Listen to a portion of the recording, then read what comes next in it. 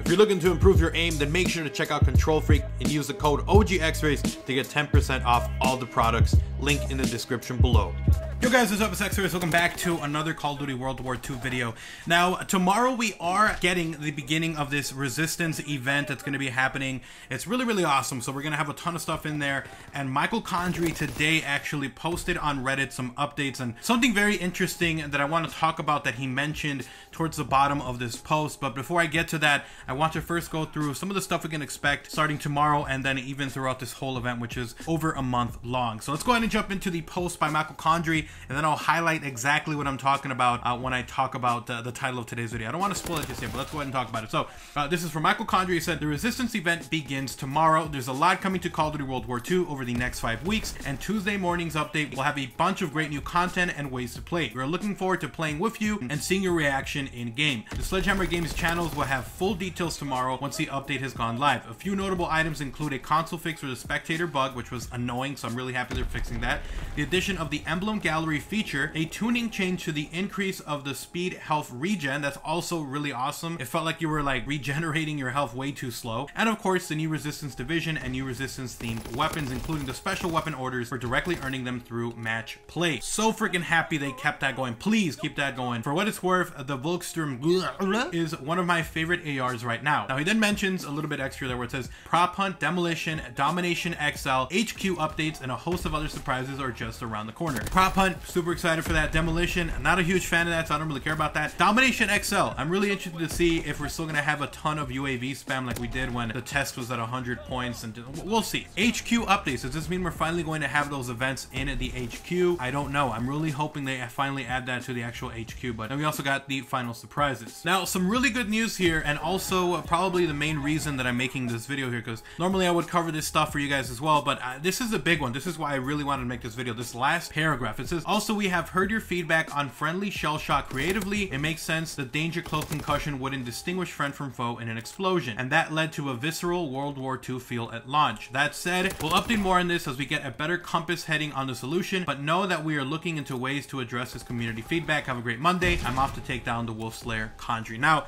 at first when you read that, you're like, okay, well, they're talking about the whole, you know, having to deal with like the shell shock that happens in the game, which is incredibly annoying. If your teammate throws a nade, it affects you. I think that we can all agree that that's a very annoying thing that was in Call of Duty World War II. But I want you to focus on what he said towards the end of that sentence where it says, and that led to a visceral World War II feel at launch. The two words I want you to take a look at is at launch. The fact that they wanted this game to have a certain feeling leading in this, you know, beginning of this, you know, first 3 months or two or whatever. And I think what this sentence is basically saying is that the whole launch window is pretty much done once DLC 1 is out. So once DLC 1 is out, we don't have to kind of have those restrictions anymore. And they themselves said that it led to a visceral World War II feel, which is what they were going for. So at first they were like, okay, so basically what this is saying is, okay, the launch window, we wanted things to have a certain feel. We wanted it to be a certain type of game. And now that the launch window is open or it's done, we can think about removing that now. So basically it's a different game when launch was there, and now that launch is kind of behind us, we can look into changing stuff up because we wanted a certain feel for that first 2 to 3 months. I'm really excited. You guys are probably like, why are you overanalyzing? What's this mean? Well, the reason I'm excited for this is because this could be signaling the end of the launch window, which means we might be seeing more things in Call of Duty World War II. Now remember, months before Call of Duty World War II came out, there was a lot of people talking about loot boxes, the crates, the supply drops.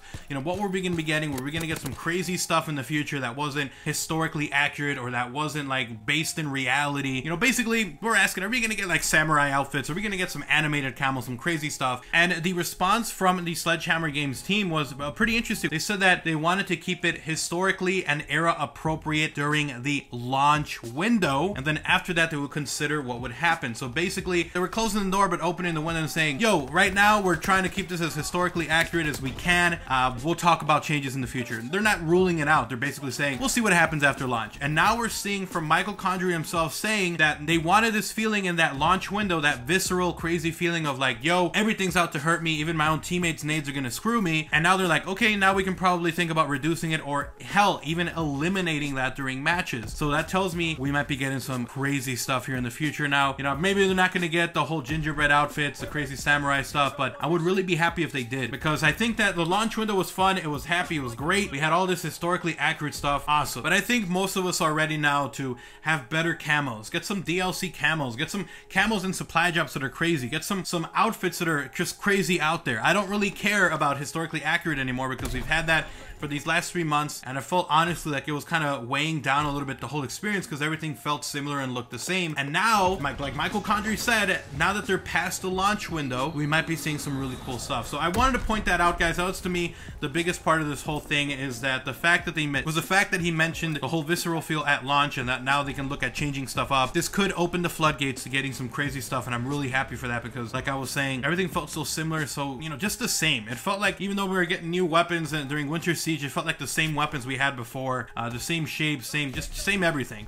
And so now I'm really excited to hopefully have this kind of historically accurate, era appropriate thing behind us, and move forward to some really fun stuff to just mess around with, like prop hunt. Thank God they're adding that. That's different. It's not anywhere that matters with Call of Duty, and it's not Call of Duty, honestly, but it's fun and it's different. It's content, and I hope they continue to do that with camos, with weapons, with outfits in the future. Make it fun and crazy. Like, that's what Call of Duty should be. It shouldn't be like everyone has the same type of Type 100 weapon, or another semi-auto AR that looks the same as the M1. So hopefully we get some really cool stuff here now that the launch window is behind us, and hopefully this is a foreshadowing from Michael Condrey as to what we can expect here in the future. So definitely let me know in the comment section below what you guys think about this. Thank you guys so much for watching the video. Hopefully you guys did enjoy it. If you did, drop a like on the video. It does help out. It is immensely appreciated. And if you are new to the channel, if this is the first video you're watching, I try to cover as much Call of Duty World War II news, info, and also have live content and live streams. So if any of that sounds appealing, make sure you guys do subscribe, and you hit that notification bell next to the subscribe button so you don't miss a single upload. If any of you guys want to support the channel directly, go above and beyond and get some pretty awesome perks, then check out my sponsorships. It's a great way for you guys to get exclusive stuff like early content, exclusive videos, a special badge that shows up in live streams and in the comments of all of my videos. So check that out if you guys are willing and able to. Huge shout out to all of my sponsors on screen now. Thank you guys so much for watching. Follow me on Twitter, best place to talk, and I'll see you guys next time. Gaming channel, second channel, links those below. I'm out. Have a great day. Peace.